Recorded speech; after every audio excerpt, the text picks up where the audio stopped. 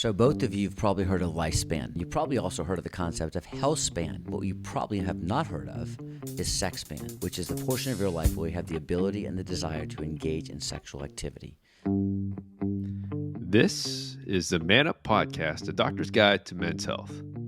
If you've been enjoying listening to our podcast, please hit the subscribe button on YouTube, Spotify, and Apple Podcasts.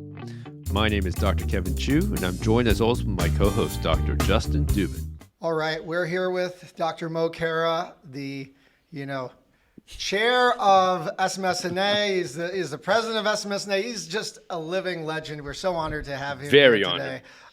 Truly just one of the mind leader or the thought leaders in our field. Really just has been wonderful advisors to us over the years, and he's really inspired, and there's so many people in the space, and we're so honored to have you in person this time from several years ago when we interviewed with you. Yeah, but I got to say something. I've known you when you were a fellow. I've known you when you were a resident, and you guys have just killed it. So couldn't be any more prouder of both of you and what you've done with this podcast. Thank you so much. And, you've been doing so many podcasts, and you're doing such a wonderful job of educating men and women on sexual health. And that's what we're going to be talking about today. So, we're going to be talking about a topic that honestly I hadn't really heard about until you started speaking about it. And I think it's an important one. And that's Sexspan. So tell us, what is Sexspan? So both of you have probably heard of lifespan, how long you're going to live. Mm-hmm. You probably also heard of the concept of health span, the portion of your life where you'll live in good health. But what you probably have not heard of is Sexspan, right? Which is the portion of your life where you have the ability and the desire to engage in sexual activity. Now let's think about this for a second. I want my lifespan and my health span to be the same time. I don't want to live till 90 and be healthy till 70. There's no way, right? That's not going to work. More importantly, I want my sex span to last as long as my lifespan, right? I don't want to live till 90 and only be able to sex till 65, right? That makes no sense. Right. So my health span and my sex span have to last as long as my lifespan. But here's the problem. In the United States, the average lifespan is 77 years old. If you're a woman, it's 79. If you're a man, it's 75, right? The average health span in the United States is 67 years old by the WHO. The CDC says it's 62. So there's anywhere from about 15 years where you'll have a disability where you can't live your fullest, and you'll actually have 15 before you die. That makes no sense to me. Every single country is bragging about increasing their lifespan. They're just bragging. We got to increase our lifespan by 5 years. If you do not increase the health span with it, you are designing a torture system, essentially. You're right. You're right. You're going to increase the amount of years I live in poor health. Focus not on my lifespan. Focus on my health span, right? That's important. But sex span's the same way. Do you know that only 50% of men, by the married couples, 52% of men, 36% of women over the age of 70 are still having sex. Unmarried couples, it's only 17% of women are still having sex over the age of 70. So our sex span does not last as long as our lifespan. So again, we really need to try to improve our health span and our sex span to be commensurate with our lifespan. That's a fascinating and really important way to look at it. Dr. Khera, what factors influence someone's sex span? So the beautiful part about this is that health span, sex span, and lifespan are all interrelated, and there's a bidirectional relationship. Meaning if I do one to help one, it actually helps the other, right? So if you do anything to help your health span, it actually improves your sex span and your lifespan, right? But I think that the sex span is one of the best barometers of a man's lifespan and health span. I'll give you some examples.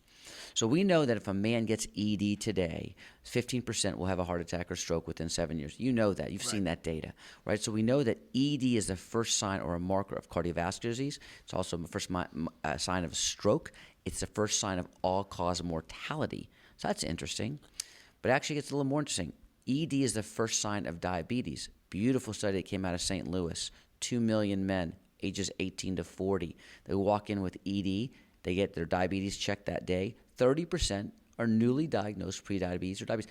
30%, right? And if they're destined to get diabetes, 75% will be diagnosed within 1 year. So that's another issue, diabetes, anxiety, and depression. So you know that if a man has ED, he's more likely, 2.5 times more likely to have anxiety, 3.5 times more get depression. the severity of his ED correlates with his severity of anxiety and depression, and treating his ED improves his anxiety and depression, right? But I got to step back for a second and go back to that St. Louis study with those young men, 18 to 40. It's a great study. It's very important. I want you to think about this. Young men do not go to the doctor. When all of us were 29 years old, the last thing we decided we wanted to do was go in and get our hemoglobin A1C checked. The last thing I was going to do is get my lipids checked, right? We don't go to the doctor. In fact, less than 50% of men under the age of 40 ever get an annual physical or any blood test. That's a big number. But if that young man develops erectile dysfunction, they're at my door tomorrow, first thing in the morning, right? There's no delay in care when they get that ED. But that's a really important point, because when they get that ED, it's an opportunity. It's an opportunity to screen for that diabetes I just told you that 30% of men have, screen for the anxiety and depression, screen for the cardiovascular risk factors, right?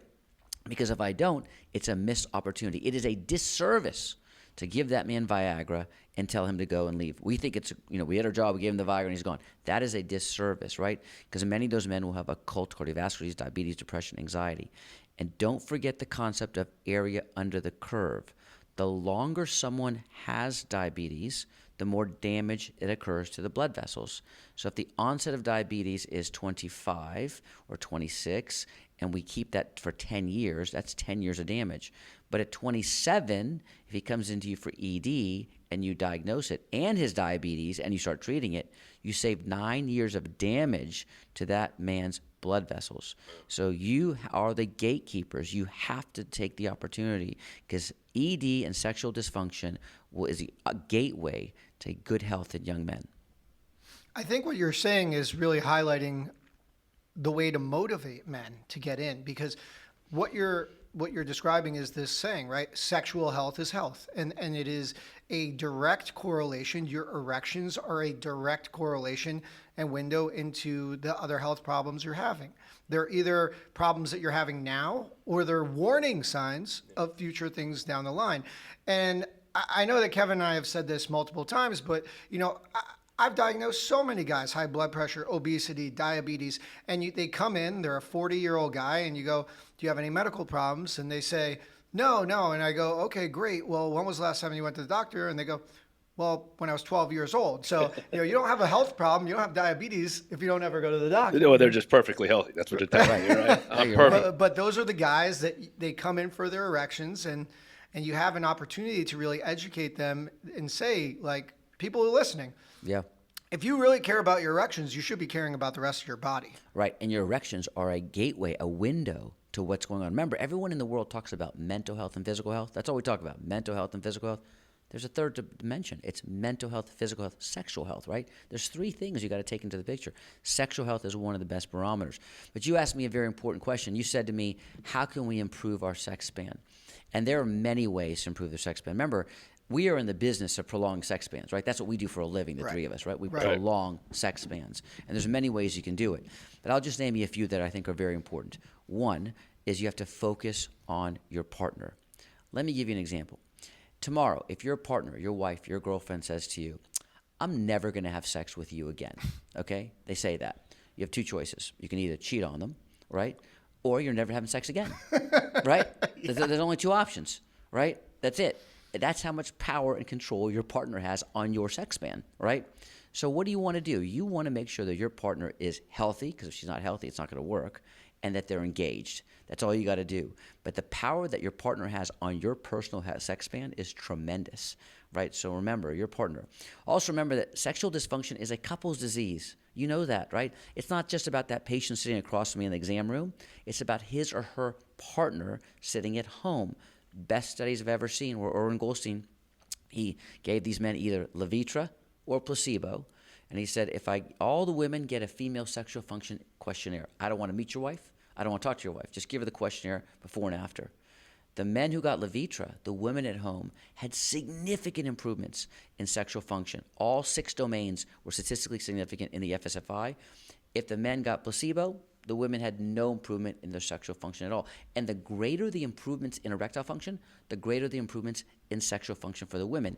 This is a couple's disease. So I say to you, my patients, If I treat the man, I'm really treating the woman. If I treat the woman, I'm really treating the man. The mistake we have is that when we see the patient, we just see one person, a man, we give the Viagra and they go, and we're missing the whole other side.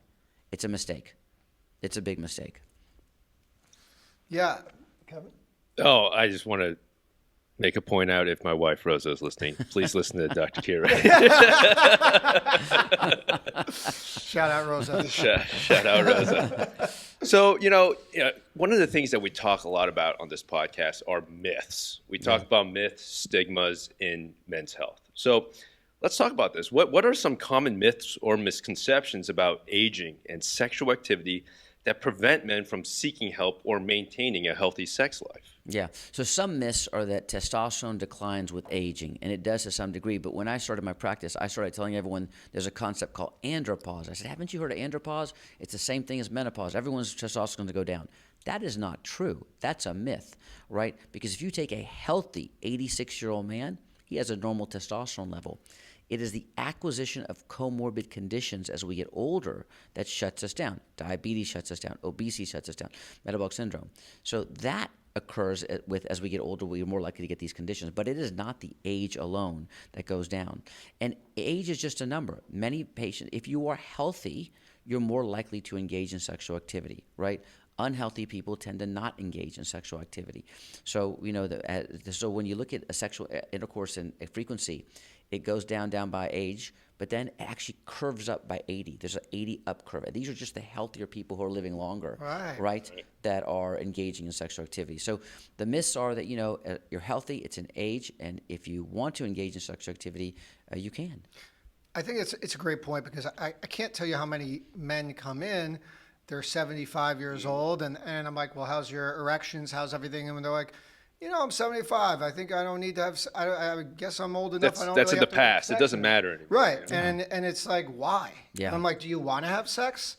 And they go, yeah, but I'm old. Yeah. I'm like, that's not really how it has to be. But it's a vicious cycle because the longer you stop having sex, the harder it is to have sex again for multiple reasons. One is that you get atrophy of the penile tissue.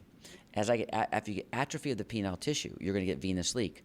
And so what's going to happen is it's going to be difficult to use the muscle because you're going to not be able to maintain an erection. The second is there's a huge anxiety that goes in if you haven't had sex in 10 years and now you start having sex again. And that anxiety can cause a vasoconstriction of the penile arteries going in, and it can shut you down. So it just gets harder and harder. More longer you go from not having sex. So I think that's a very important point. It's a great point. And I think that, there's so many studies, like you were saying, that even more sexually active couples live longer. They live longer, and there have been numerous studies show they're happier. If you look at index of overall happiness with life, tend to be happier. They live longer, and they have a significant improvement in the quality of the relationship, right? And that makes sense, right?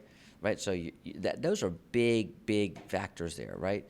So I think that's sex. You talk about sex. There are important characteristics, important benefits of being sexually active, right? It's not just sex, right? And so I think that if you have to look beyond that, so yes, sex is important, and I tell everyone if sex is important to you, but you're not able to be able to engage in sexual activity, say something because the majority of men and the majority of women suffer in silence. They do not tell anybody. They're embarrassed, and more importantly, they don't think that anyone has a treatment option. You remember there was a survey that came out in 2022, went to all the men's health men all over the country, 18 to 80 years old, and 52% of these patients said, I would want to talk to somebody, but I don't know who to talk to, right? Almost half the patients did not speak to their physician, and almost half the patients didn't speak to their partner. You may say, well, how did you not speak to your partner? You know what they do? They just avoid it. They don't say anything, just avoid it, right? Then it looks like he has low libido, but that's not the case, right? He's just avoiding it. So he suffers in silence, and then so does she. So it is the one condition that I think many people are too embarrassed to say anything about, and it's sad because they just want to continue suffering in silence. I'll give you an example. I was giving a talk once, and I gave a lecture, and I said, please raise your hand if you have hypertension. A lot of people raised their hand in the room. I said, please raise your hand if you have sexual dysfunction. Very, very few hands went up. But you know from the prevalence data that at least over half the people in that room were suffering. They were just too embarrassed. It's time to destigmatize sexual dysfunction. It has time to normalize this condition. There's nothing to be embarrassed about, right? I mean, how many times exactly? Like, people will come up to you, you're like, yeah, had a heart attack last year. And you're like, well, that sucks. Like, I'm sorry to hear it. No one's walking around like, yeah, couldn't get it up last night. They're just not doing it for obvious. Yeah. So, I mean, maybe we're not there to just, kind of be out there, but on your point, it's all about just, it's okay to talk about. Like, you should not feel ashamed to talk about it. You should not feel ashamed to go seek the help, because 3 guys right here, more than happy to kind of help and talk to you about this. Yeah, I agree.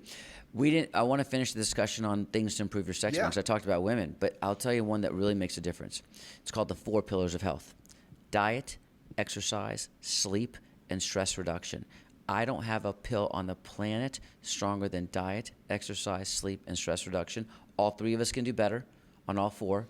And if you decided to focus on just one of them today, profound impact on your quality of life. Profound, right? Imagine if you did all 4.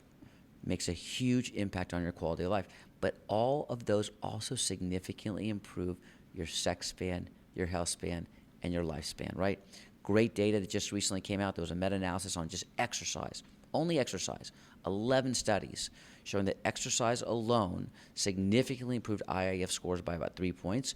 And the more severe the ED, the greater the improvements in erectile function.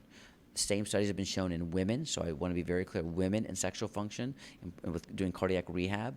And also the diet. The Mediterranean diet has been the most commonly talked about diet to help with sexual dysfunction in men and women. And so it's been very effective. And sleep, so think about it, less than 6 hours of sleep a night, and we all had less than 6 hours of sleep a night for many nights, increased cardiovascular risk, diabetes, inflammation, and erectile dysfunction. Up to 55% of men who come up to you with ED can have some sleep disorder, including sleep apnea. That's big, right? It's a screening opportunity. Yeah, I mean, I can't tell you how many people I've actually, even guys on TRT, who come in and they say, listen, you've normalized my levels. I feel better in every other aspect. My libido's better. But I got to say, my energy is really not there. I go, well, how many hours a night are you sleeping? They go, 3-4 hours. I said, listen, there is not a medication on earth that is going to give you energy if you're sleeping 3-4 hours. You nailed it. Yeah. And it's so true. And it's obviously easier said than done. People want us to give them a pill. They want us to give them some kind of just magic solution. The easy way, right? The easy way. But when you're investing in yourself, you're investing yourself in the long term. And in the long term, all the things you talk about really do work out, and that's where it pays out. Yeah, I mean, to the 3 of us, productivity is important, right? We like to get stuff done. And I tell patients, you help me with the diet, exercise, sleep, and stress, your productivity will significantly improve, because it does, right? Your mental acuity goes up. I mean, there's so many things that improve. And then a lot of people get it. I mean, you have to give them a motivation, a reason to do this. And sometimes just saying it's not good enough, Now, is there a normal or average person's age when their sex span starts to decline? So they're looking at it by 25 years, so 25 to 50, 50 to 75. So 20 to 25. So younger couples tend to have sex twice a week. Then it becomes to twice a month. And then it becomes to once a month. That's an easy way. Every 25 years, you can look at that span. So, and this is looking at married couples, not single. Right. Married couples, right? So twice a week is a normative. Then when you get to the 50 to 75, twice a month, and then it's over. That is once a month. Now, that doesn't necessarily mean that you have to do it that No, way, right? I'm just saying. I'm just giving you the stats. No, of course. But I'm just saying, listen, if you want to have sex every day and you're 65, 70 years old, please, God, go do it, right? Yeah. But no, that's important to know, and But again, life. it's different. It's different from married couples and unmarried couples, right? It's very different. Yeah.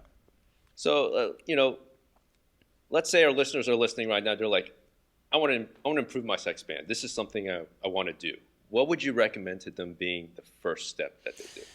I'd first say, look, there's many options. There's many, but I would say focus on diet, exercise, sleep, and stress, because if you do that, not only will it improve your sex span, but I'm going to improve your quality of life. It's going to be a win-win all the way around. So just start getting into the habit now, right? It's really important. focus on your partner, because without your partner, this is not going anywhere. And the third one is focus on your hormones. And I'm going to tell you that I think there's not a better hormone to focus on than testosterone. Testosterone is the best barometer of a man's overall health. You want to pick one blood test to tell how healthy a man is, it's his testosterone level. It's not his lipids. It's not a hemoglobin A1C. It's not a thyroid. One blood test will tell you how healthy he is. Because what does low testosterone do? Low testosterone significantly increases your risk for heart attack. Non-negotiable. Low testosterone increases your risk for diabetes, osteoporosis, depression, prostate cancer is associated with low testosterone, anemia, and infertility. Whoa, okay. It's not just about sex. These are all conditions that are strongly associated with one blood test, and you're not going to check it. Every man over the age of 40 should have a testosterone level. Every man over the age of 40 should have a testosterone level. That blood test is the best indicator of a man's overall health. And I think just to add to that list of things that it could be, associated with, I think there was newer data in the last few months. I saw endocrine cancers and colon cancer potentially. I haven't seen that. I haven't seen that. But there was like a review paper that I saw, or a retrospective paper that potentially not. Well, we do know that low T is associated with prostate cancer. Yeah. No question. And the lower T, the more aggressive cancer has been associated. That gets my attention. And if a man comes in with low T and you check his PSA and it seems normal, it's not his real PSA, right? It's underestimated because of saturation model. So if you raise it, you'll find the real PSA, and that's what you should be looking at. But man, the testosterone, and the same goes for women. We say about, we didn't talk about depression. So low T is strongly associated with depression. Traverse showed 51%. Our trial showed 92% of men with low T had some degree of depression. If you treat with T, it's been shown also to help improve depressive symptoms. In the Traverse trial, it was only modest, but in other trials, it was better. In our trial, actually, if a man was on Prozac or an SSRI and we put him on T, those patients also saw significant improvement in depression, suggesting there may be some synergy between SSRIs and T. Now, I am not advocating to treat major depressive disorder with T. Right. But what I am advocating for is to at least check the T level in men who are depressed and consider testosterone replacement therapy. I think I mentioned I work at the VA, and I've been working at the VA now for 17 years. So many of these vets come in with depression and PTSD and anxiety, and the T level is never checked. You just have to check the T level. So important. Now, a lot of the things that you highlighted, especially in Sexspan, is this idea that, you have to treat both the patient and their partner. Now, what advice do you have for a patient or a couple who start noticing a decline either in one partner or the other, and maybe is embarrassed or scared to address it? Because obviously it's, especially if you've been in a long-term relationship, sometimes you're kind of just a little bit ashamed of addressing a new change that may be compromising your relationship. Yeah, so I think it's very important. The first thing is, do you want your sexual function to improve? So what is female sexual dysfunction? It has to have 4 components. Only one of the 4. Decreased libido, decreased arousal, orgasmic dysfunction, or pain. If you have one of those 4 and you're bothered by it, she suffers from female sexual dysfunction. So I have many patients who have low libido, and they say, I don't really care. I'm happy. I have no concerns. I said, then you don't suffer from FSD, because they have to be bothered by it, right? Now, her partner may be bothered by it, but that doesn't count. She has to be bothered by it, right? She says, I have low libido, orgasmic dysfunction, poor arousal, pain with intercourse, but it doesn't bother me. I don't want to get it fixed. No problem. We're done, right? That was finished. So she has to want it. So the question you're asking is, if she does not want to improve it, then it becomes very difficult. I think, though, personally, the longer she has FSD, the harder it is to bring her back, right? So how many years? So if you have a partner, whether it be your female partner or your male partner, and they start having ED or FSD, the soon as they start identifying it is the window to start treating it, because the longer you wait, the more difficult it is to bring them back. Both with erections, and it sounds like FSD. So it's the same way. It's the same because because what happens is it becomes your new norm. Right. My new norm is being asexual. I'm not having sex. We're fine. We don't have sex. They say we're used to it. It's okay. Deep down inside, he's thinking it's not okay, right? But he's accepted it, right? Does he want to accept it? No, right? But you don't want to wait that long. You want to catch it early. I also think redefining what sex is for a lot of these people is very important, right? Right. Because a lot of couples that I see, they say, listen, my erections are okay. I'm happy. We're engaging in oral sexual activity. You know, we're self-masturbating. Yeah. We're pleasuring each other in other ways, but we don't want to be penetrative, and they're happy with that. Yes. That is sex, right? That is sex. And that is an important and that's thing. why the definition of Sexspan is satisfying sexual experience. It's not sex. It's a satisfying sexual experience. But let's say you're engaging in other activities besides penetrative sex, and you can't orgasm. That's an issue, right? Or have no desire. So it's just whatever's satisfying to you, you're able to do it. That means you've maintained your sex span. It doesn't have to be penetrative sex.